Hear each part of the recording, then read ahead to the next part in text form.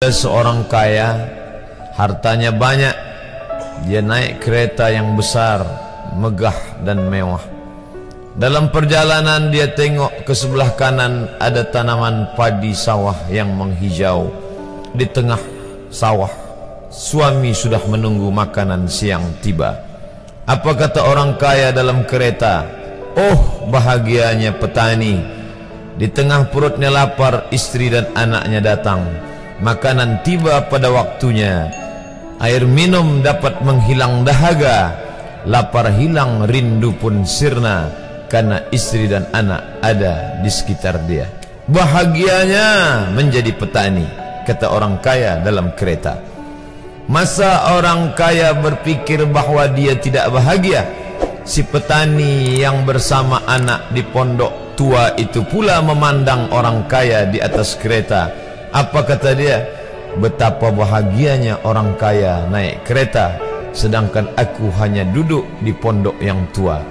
Maka pada hakikatnya manusia ini dua-duanya tak bahagia. Lalu sebenarnya bahagia itu di mana? Ada seorang anak yang sedang belajar di college university. Maka dia berkata, alangkah bahagianya kalau saya dapat BA. Selepas dia dapat ijazah BA, lalu dia berkata, aku tak bahagia. Alangkah indahnya bila dapat master. Manakala dia dapat master, dia berkata, oh, betapa bahagianya kalau dapat PhD. Selepas PhD dia berkata, susahnya PhD, belum juga dapat kerja.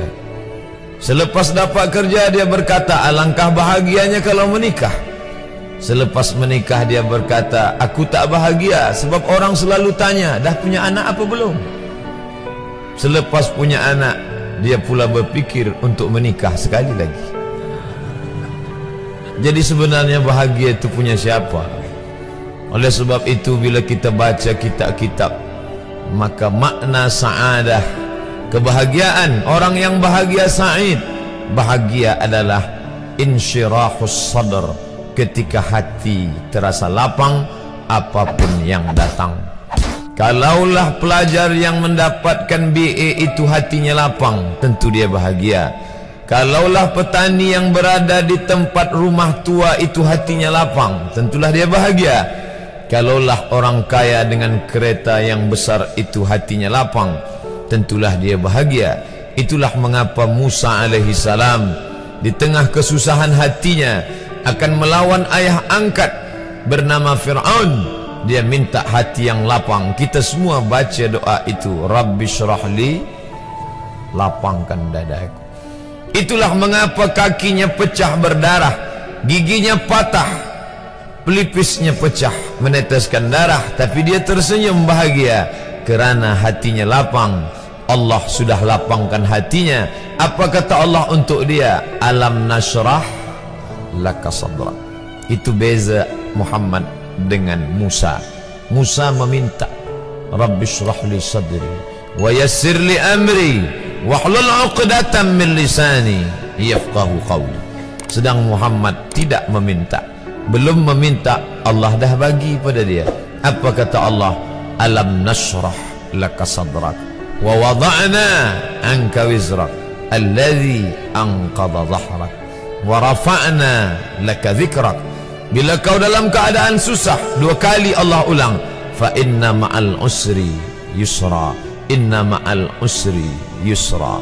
Hati lapang itulah yang membuat Haji Abdul Malik Karim Amrullah Buya Hamka tersenyum di dalam penjara. Penanya berjalan perlahan tapi pasti, maka keluarlah tafsir Al-Azhar.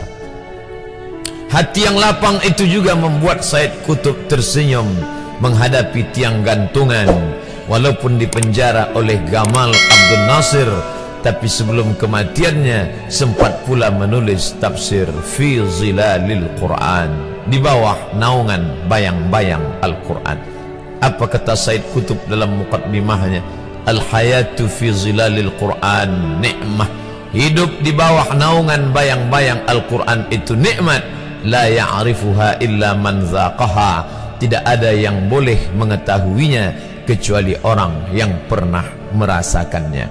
Maka bahagia adalah ketika hati terasa lapang.